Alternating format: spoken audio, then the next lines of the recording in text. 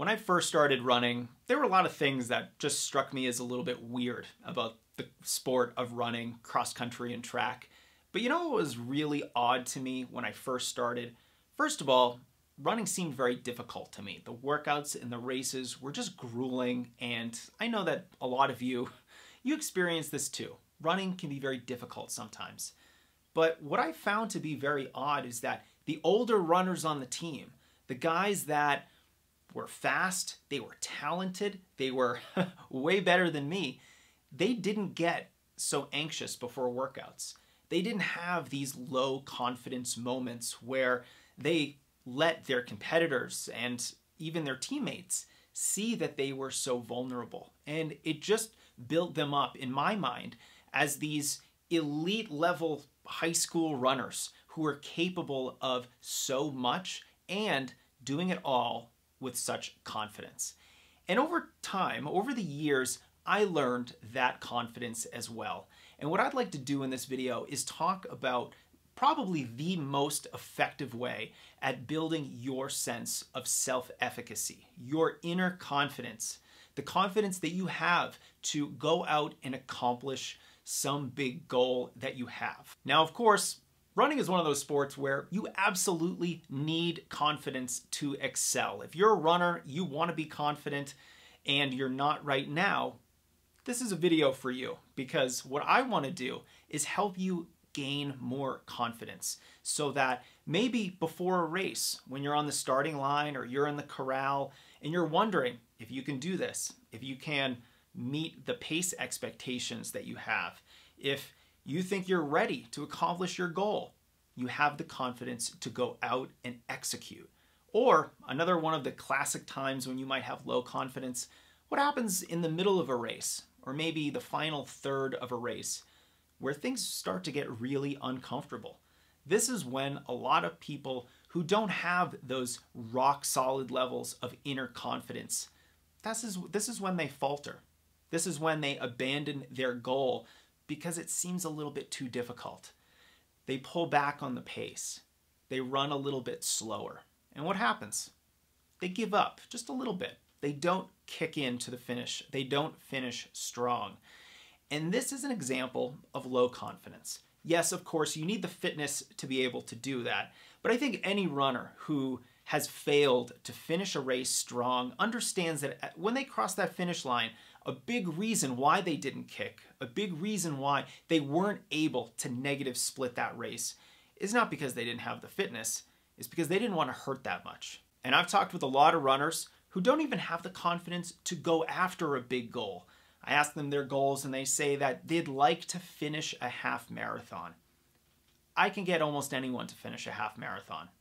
That is a goal that is realistic. It is achievable, and you can do it. I want to challenge you to set big goals, goals that will take more work to accomplish, but once you accomplish them, they're going to be that much more rewarding. And it starts with that inner belief that you can actually accomplish the goal in the first place.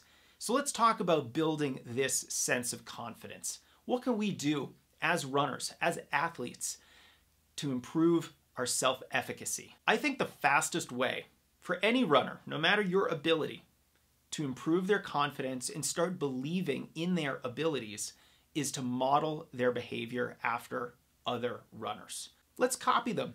Let's copy these runners. Study them. Look at how they behave, how they carry themselves, the way that they speak, not only to their competitors, but how they speak about themselves. Copying more confident runners, copying those runners that are inspiring to you, that seem to have it all together, is kind of like a copycat technique. And you know what?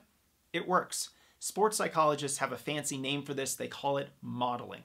And of all the different ways that you could enhance your sense of inner confidence, modeling is probably the most effective for several reasons. Number one, I believe that your mindset follows your actions. So first, let's act confident, even if you don't really feel confident, because over time, you'll actually build real confidence.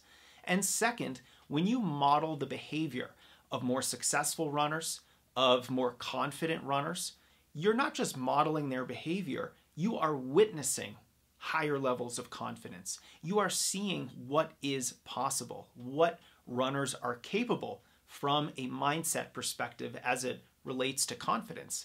And that can better influence you.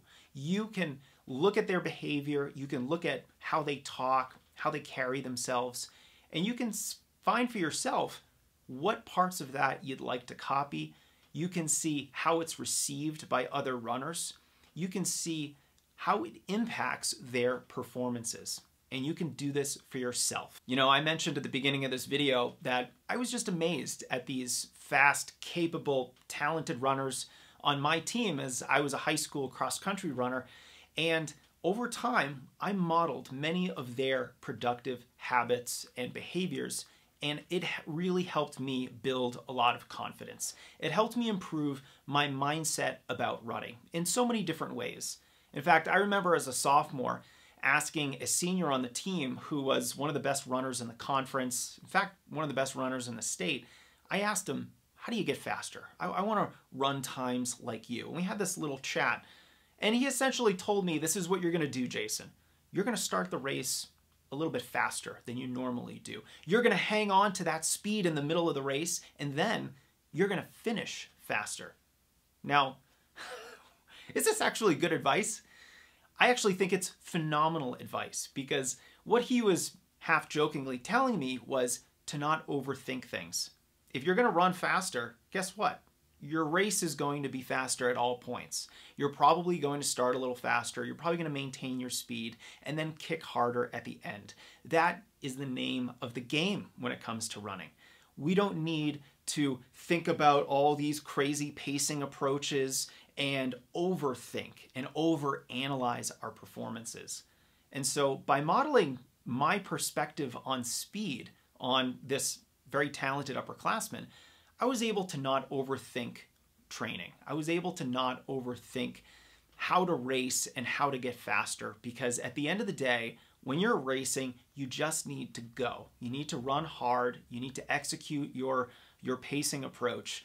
And there really is no magic trick to any of this. And I really value that tongue-in-cheek, joking way of telling me that to run faster, I just have to run faster, because it forced me to get out of this intellectual headspace that I had, where I just wanted to overanalyze everything and find out that one little secret trick to running faster.